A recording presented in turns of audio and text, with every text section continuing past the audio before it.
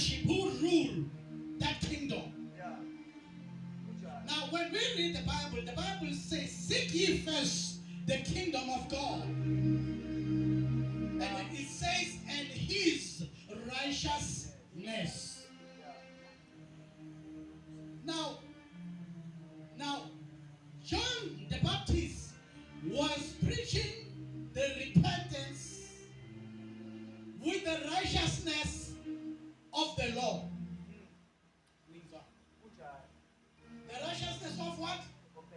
Of the law. Wayishumayela abantu baguquke ngokwemthetho ngoba wayishumela ukulunga abantu bakuthola ngani ngomthetho. But uJesu makafika yena akashumayeli ivangeli lokuguquka ngani ngokomthetho, but ushumayela ivangeli lokuguquka ngani ngokukholwa. Lithi iBhayibheli siyenzwa abantu abalungileyo ngokukholwa. Ukukholwa kwethu ekufeni kaJesu kulungisa thina, kusinikeze iposition yokulunga ngayo uJesu. Namusa uJesu akukho kulunga kumuntu. Ngoba uNkulunkulu makabheka umuntu kumele abone uJesu ngaphansi kwakhe ngoba uJesu unokulunga kaNkulunkulu. Hallelujah. Hallelujah. Hallelujah.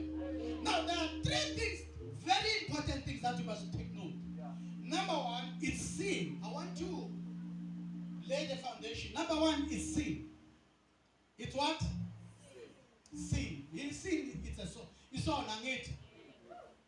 Right.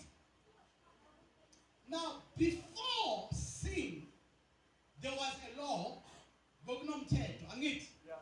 Now, umthetho wazala isono.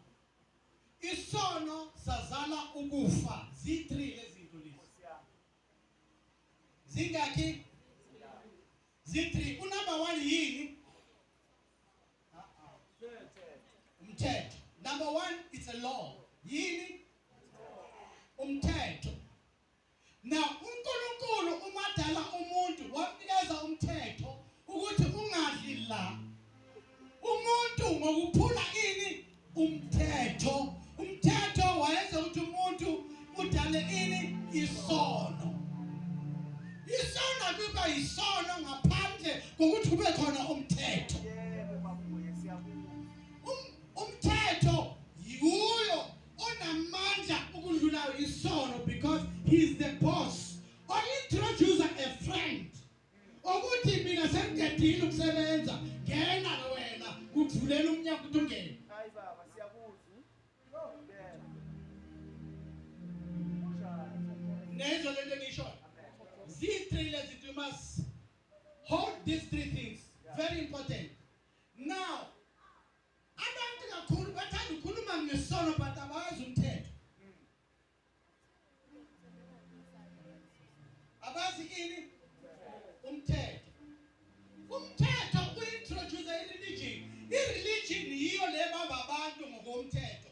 Because abantu bafuna ukuhamba ngomthetho, abafuna ukuhamba ngegrace kaNkulunkulu ayenzile abantu.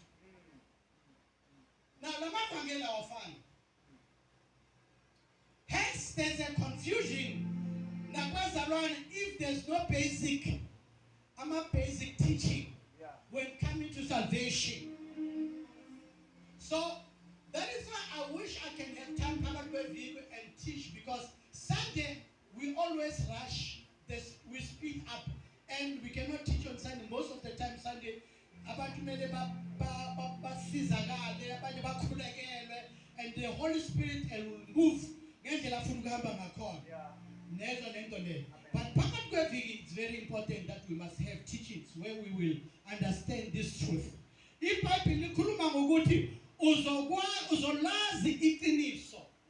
Now, knowledge is powerful, because you must come to the knowledge first, because the knowledge of the word set you free. It's knowing that set you free. The thing you don't know, it kills you, it destroys you. Yeah.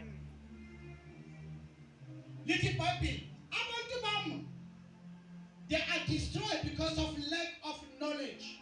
They don't have the knowledge about the God that they serve.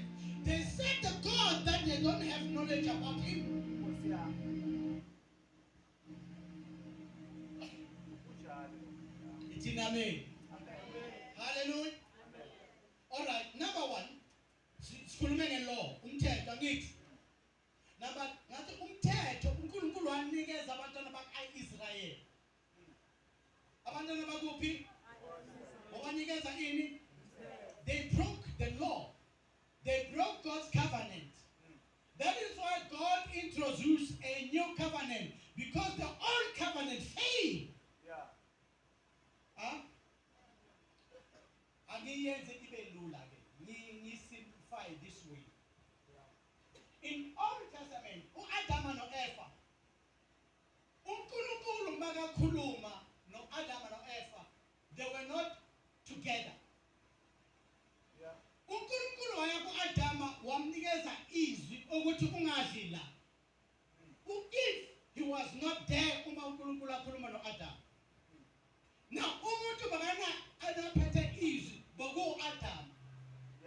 Bakane voice kaNkulunkulu because uNkulunkulu wamtshela ukuthi ungadli la. uAdam then watshela uEve, not uNkulunkulu. Aningizwe. Whoever wathola is second-hand information, not direct from God.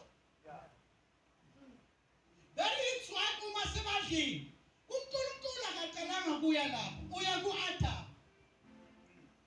Uyabona?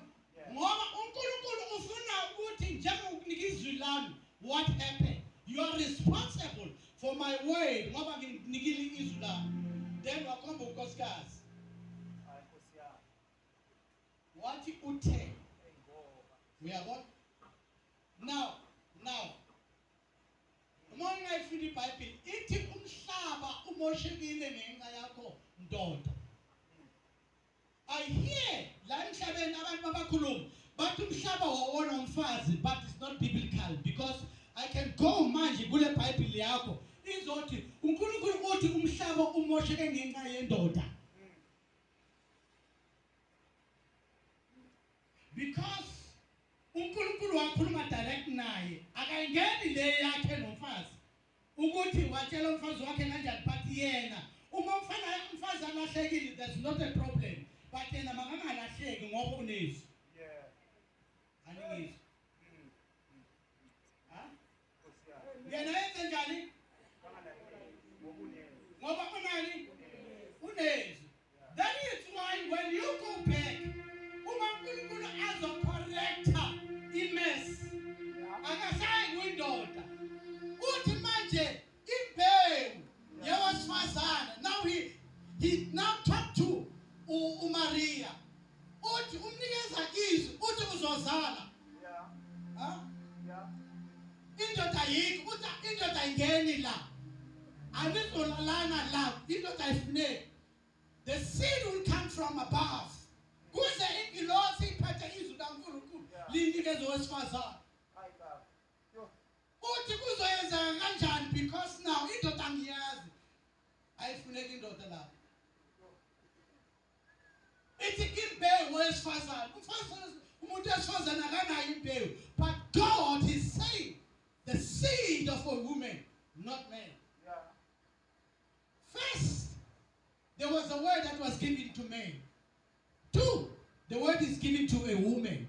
Then they respond kwingilosi lathi amakwenzeke ngendlela yakho, ngendlela othanda ngakhona. Washaya istamp, izulu lathi soqediwe. uJesu wayeze emhlabeni. Because the woman was correcting the mess that was done in the beginning. The first Adam.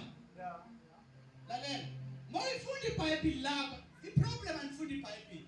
Lithi isono sangena ngoAdam wokuqala. uAdam wokuqala, uAdam ubani? Yindoda, akho mfazi okhulumayo. Because izwi lanikeza uAdam lamosheka kubani? ku-Adam. Lithi iBhayibheli manje uJesu uNkulunkulu wathumela u-Adam wesibili kwaba uJesu.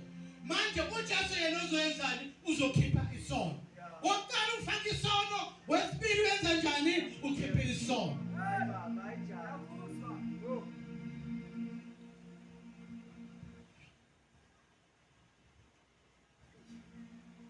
Uyabona? Nifuna abantu bayekele isono ngaphandle kweJesu.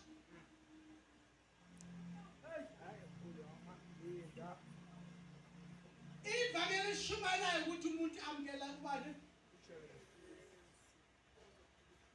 Then uma amkela uJesu, number 1, kungena imvele kabani? KaJesu. Yani yokulunga kabani? KaJesu. Then it's going to be easy umuntu ukuresista isono. Ngoba lo ngaphakathi kuyo mkhulu ukudlula isono esingaphandle. Ngizwa. Ungakamkelisa umuntu uJesu. Ithi ukutshela laba abayenza isono. Laba bangamantwana bakaNkulunkulu basawona. Abanalwazi. Ngoba badinga ulwazi ebazolazi ukuthi bona bayakhulula. Hayi ngiyenza example. Uyabona uma wathatha ijuba ulibambe ulithiye ulibamba ngesef lithi lento le ngokona lento isef le isithiya lesef noma icage lifakwe ecage lizofuna ukubaleka libaleke lishaya la ngapha phezulu liya ngaphandle ikuvaliki alikho lapho emva kwesikhathi emva kwesikhathi bese uyalikhipha lizostrugglisha ukundiza. Why? La ingqondweni lisacabanga ngokuboshwa kwecage. Noma senikhululile lona liyazibopha ngoba umcabango wabo isono.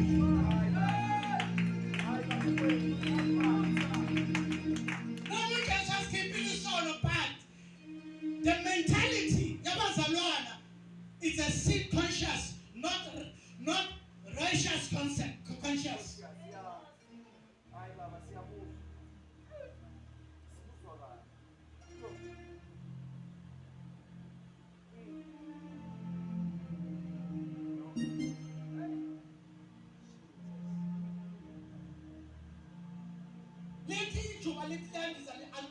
Because now litabanga lento beyibophile lesefele alwazi noma selingaphandle lithi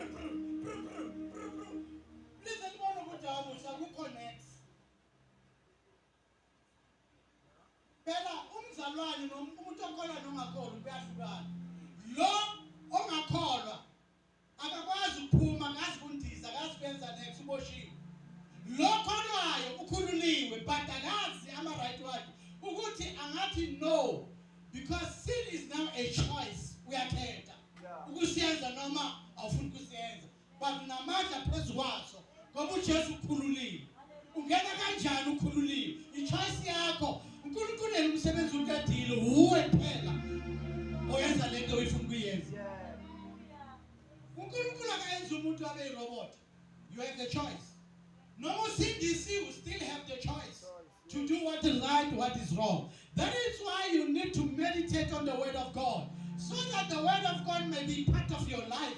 Noma uthuthuthika ngapha izwi likufimbe. Kukhona ezinye izinto abazalwane baziyenza but thina abanye asiziyenzi. Why? Ngoba siyafana sonke sigeze ongegazi. The only difference is the choice yokwenza izwi yokuphila ngezwi. Manje wena mawunganalo izwi ungalifundi alikwazi ukugeza, alikwazi ukukulwela. Because now siyafana but si different indlela ukuthi wena awunayo i-fellowship noNkulunkulu, wena une-relationship kuphela.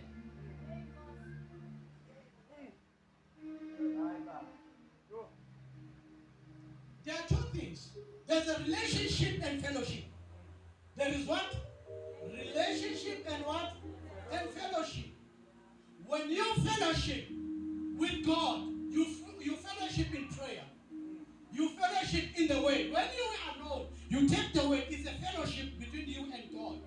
You have a relationship.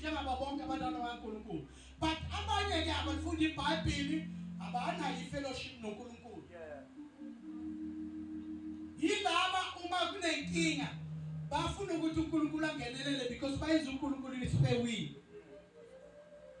Now thina masiya kuNkulunkulu asingoba sifuna lezinto ezakhe ngoba embusweni kaNkulunkulu kunezinto asikuthi sifuna wena size kuwe asizange ezintweni zakho lezinto lezi ushilo wathi funani umbuso wami lezinto sizomlandela lezinto lezi zilandela mina wherever I go. The grace of God is following me. I am led by the power of the Holy Spirit to the victory of the death and the resurrection of our Lord Jesus Christ. Lama khona nemali iyangizwa nangkhona ngenxa Kristu. Angigijimisi yonigijimisa mina. Ngoba mina ngilandela uKristu yonilandela. Yonke into kaKristu iza kimi ngenxa yakhe.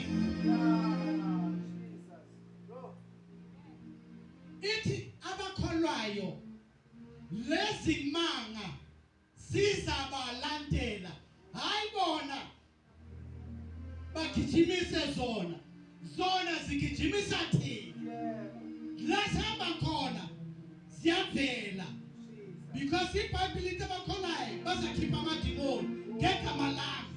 They will speak in new tongues. They will help the hands of the sick and the sick shall recover. Hallelujah. Hallelujah. Hallelujah. Hallelujah. Hallelujah. Hallelujah. Hallelujah.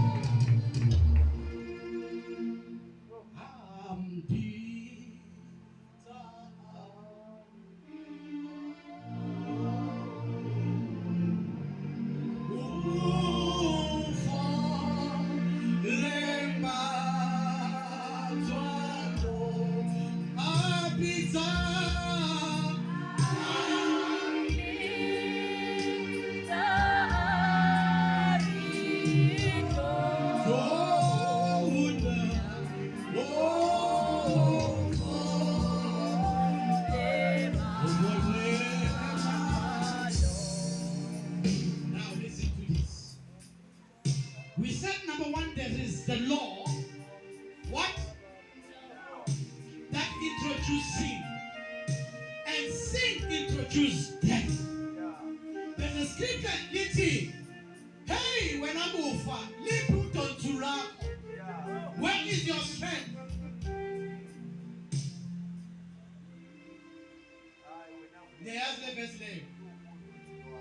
Yes. Now, number one, it's a law. Now, you see, isona benanga sibe khona uma umthetho ungekho sidalwa umthetho uma uNkulunkulu angafaka umthetho ukuthi ungadli la isona kube asikho sibe khona ngenxa yokumthetho.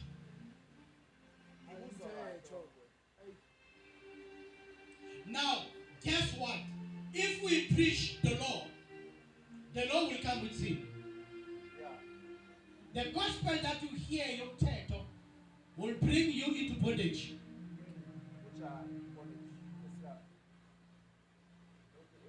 Now, that is why the grace of our Lord Jesus Christ and the fellowship with the Holy Spirit. There's a fellowship with what? We fellowship with the Holy Spirit.